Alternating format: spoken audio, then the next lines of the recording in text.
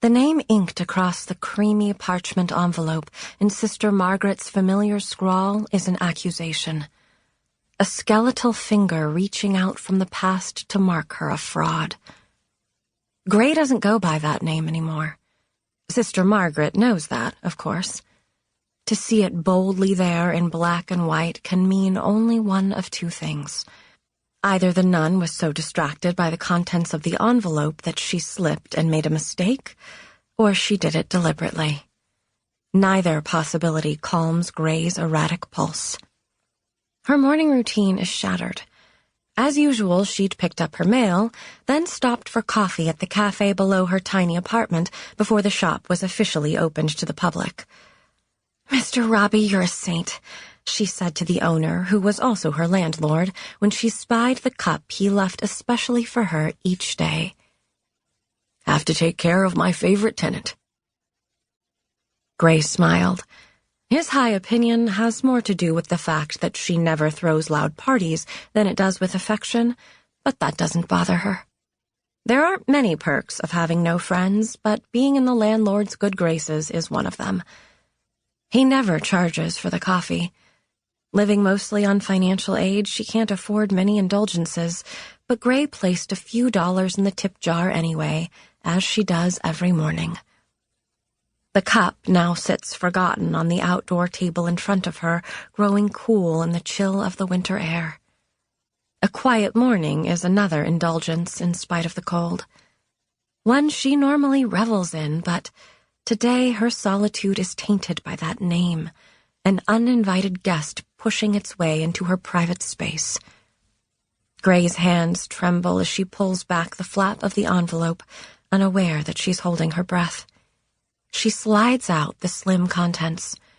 A snippet of newsprint slips from a sheet of folded paper and falls to her lap. A hoofbeat of high heels clip-clops along the pavement. Graye barely registers the sound. Her eyes are drawn to the headline of the news article. She scans it as the clips and the clops pick up speed, coming faster and closer. Graye doesn't need to read the words written in the letter to understand why Sister Margaret sent her this. The headline says it all. 6 words, no more, no less.